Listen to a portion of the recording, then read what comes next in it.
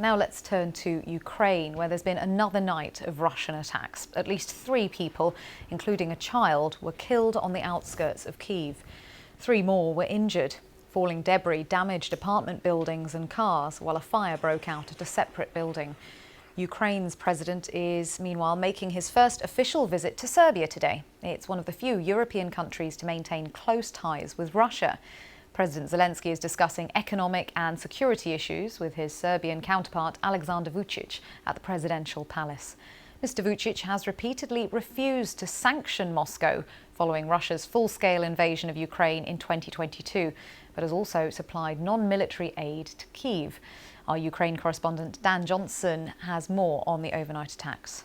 Strikes both ways in this conflict have been intensifying over the past days and weeks, and there was another exchange of missiles last night. We know Ukraine has targeted another oil refinery deep into Russian territory, but there were Russian missiles also heading to the outskirts of Kyiv last night, as well as drone attacks, and that's how that house was hit on the edge of the capital. We know that it was one family that was affected there. 3 members of that family killed, including a 3-year-old child. Another 3 members of the family and another child injured.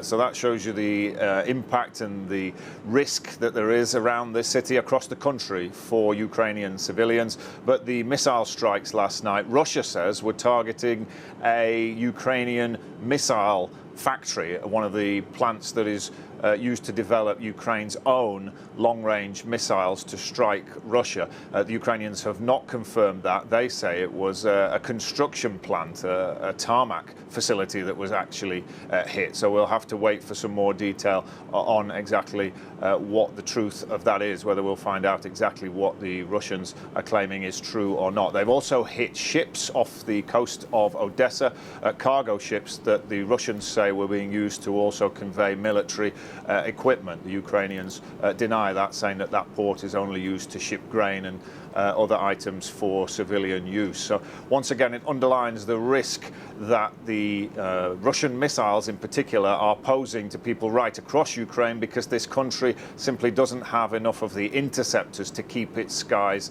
safe. The president has repeated his message throughout this week that without more US-made Patriot missile interceptors, the Ukrainian air defences simply cannot protect the skies above Ukraine.